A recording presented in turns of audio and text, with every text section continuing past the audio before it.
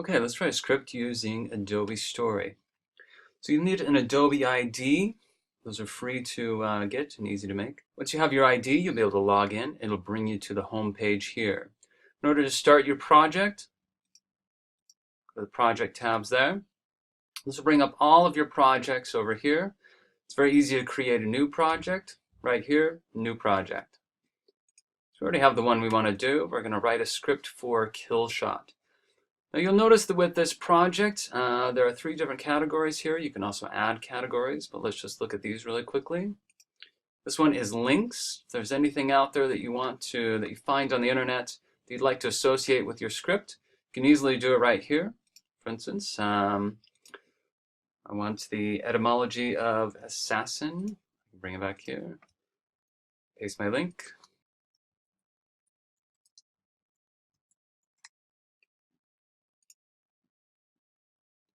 Add my link, and it'll take me right there when I'm ready.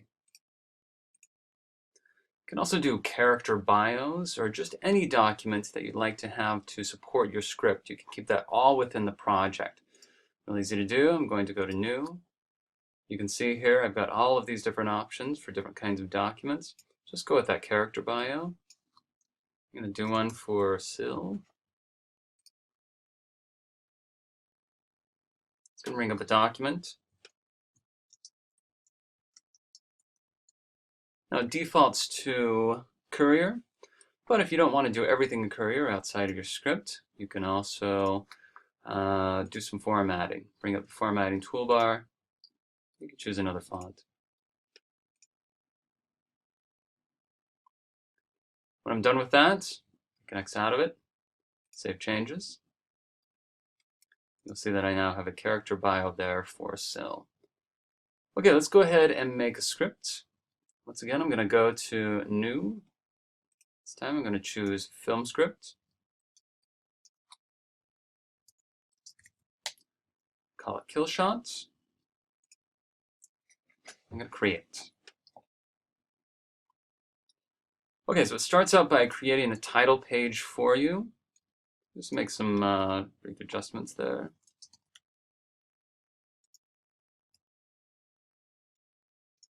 Original scripts, we don't worry about that. And it's not a spec script, so I'm going to take this off. Alright, so that takes me down to page 1. It's ready for a scene heading.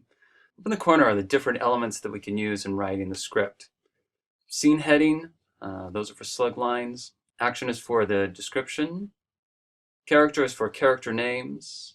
This is for parentheticals, dialogue, transitions over to the right side, and then a few others as well. I'm actually going to start with the general.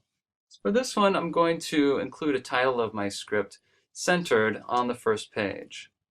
Now if we hold down Shift and push Enter, then that gives me a hard return that doesn't affect the elements. So for this, I want it to be centered. I'm going to go up to my formatting toolbar. I'm going to center that.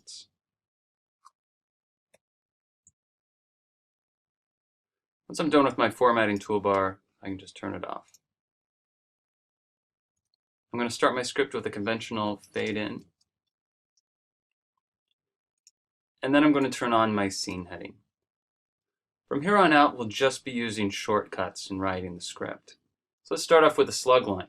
In scene heading mode, Story will put the slug line in caps automatically, so I don't have to put on the caps lock. Exterior, identify my location.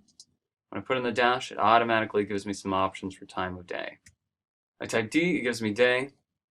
I hit return, and it'll take me to the action element, so it's ready for description. Let's type some in. When I'm ready for dialogue, I simply hit Tab. This will take me to a different element. In this case, it's expecting me to want to insert a character name, so it takes me to character. I type in my character name. If I hit return, it takes me to the dialogue element.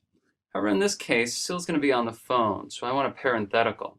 From here, I can hit Tab again, and it will take me to the parenthetical element. Or I can do so immediately after typing my character name. After I'm done with the parenthetical, I simply hit enter and type dialogue. After the line, Story takes me to another character name. And if I want an OS or OC or something here, in this case I need a VO, I simply have to type the left parentheses and it'll give me the options there. I hit enter, do tab for the parenthetical,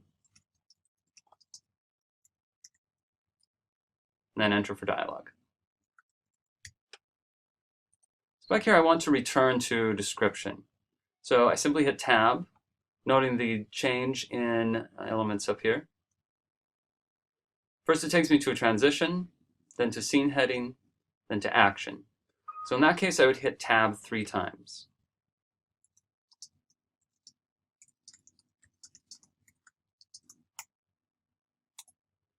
Enter, tab, takes me to character name.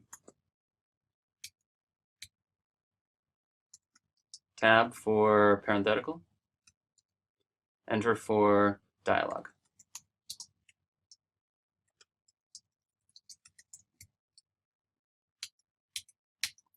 Three tabs for action.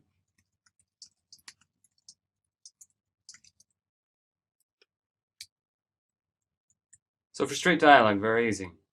Type in the name, hit enter.